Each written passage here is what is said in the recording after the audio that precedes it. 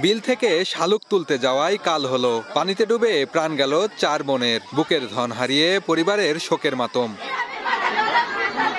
রোববার দুপুরে মেহেরপুর সদর উপজেলার রাজনগর গ্রামের 3 ভাই আব্দুস সামাদের 2 মেয়ে, 14 বছর বয়সী ফাতেমা ও 10 বছরের আফিয়া, ইসহাকের 10 বছরের মেয়ে মিম এবং শাহরুল ইসলামের 10 বছর বয়সী মেয়ে আলিয়া পরিবারকে না জানিয়ে মুসুরি ভাজা বিলে শালুক তুলতে যায়। স্বজনরা তাদের না পেয়ে খোঁজাখুঁজি শুরু করেন। এক পর্যায়ে বিলের গভীর পানিতে 4 চাচাতো বোনের মরদেহ ভাসতে দেখেন স্থানীয়রা।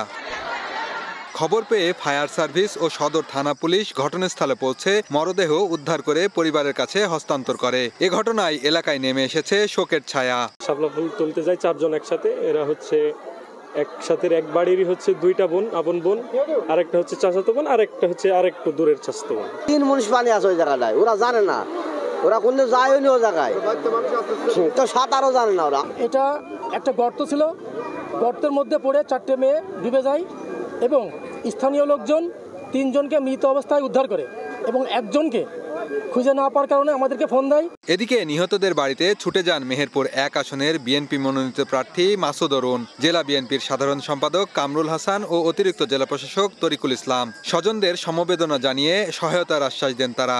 অরক্ষিত বীর খাল প্রশাসন এবং সামাজিক জীবনে সামাজিক দায়িত্বশীল মানুষকেও আরো বেশি সতর্কতা অবলম্বন করা দরকার। দাফনের জন্য সরকারি অনুদান দেওয়া হয়েছে এবং এই এলাকা সহ এই জেলার সকল বাচ্চাদের জন্য সাঁতার প্রশিক্ষণ নেয় এবং সাঁতার শিখে এই জন্য আমরা স্থানীয় ব্যক্তিবর্গদের সহযোগিতা কামনা করছি। নিহত ফাতেমা মোমিনপুর মাধ্যমিক বিদ্যালয়ের 8ম শ্রেণীর, মিম আমঝুপি মাধ্যমিক বিদ্যালয়ের 8ম শ্রেণীর এবং আফিয়া ও আলিয়া আমঝুপি তৃণমূল মডেল একাডেমির 4র্থ শ্রেণীর ছাত্রী ছিল। বেন ইয়ামিন, সময় সংবাদ, মেহেরপুর।